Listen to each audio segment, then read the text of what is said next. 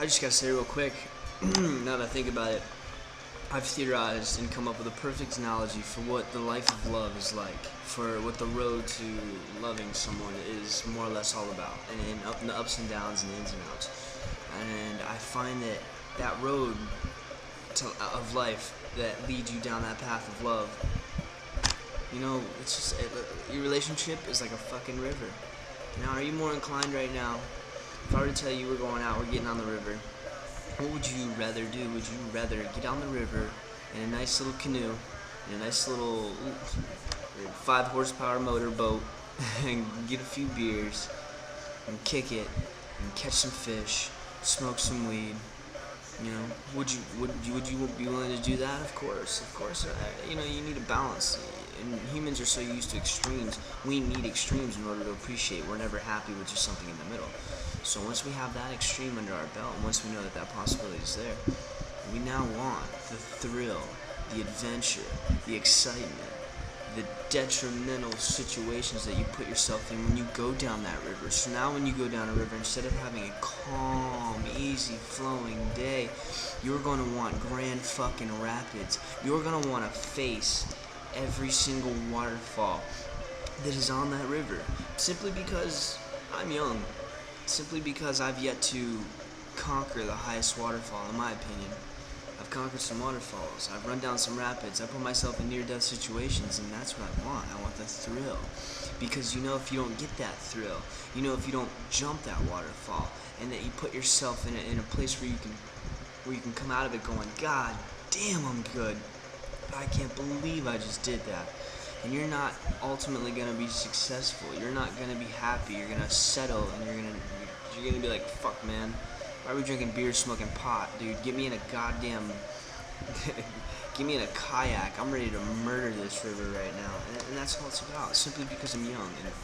And me going back to my relationship, which was a relationship shit, in my opinion,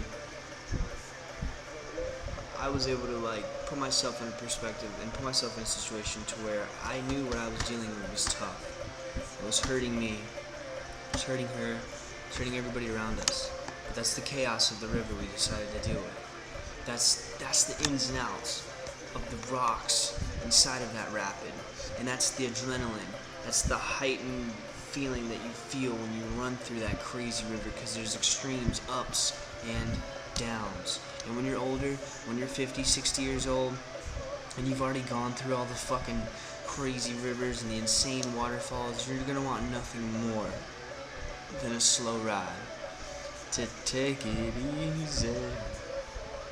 Crack a beer open with your friend, your partner, the love of your life, a married one, or maybe not. Maybe crack a fucking bottle of tequila open on your brand new yacht with a couple 20-year-old Colombian hotties. Who knows? Whatever floats your boat. And that's what it comes down to.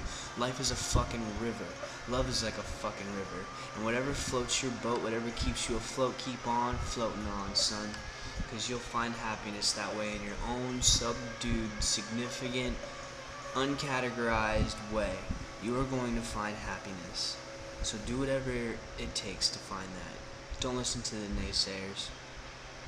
Do whatever it is you want to do. If you want an adrenaline rush, you want a crazy, intense, passionate relationship because you've never yet run down a crazy, intense, passionate river yet, well, you need to, my friend.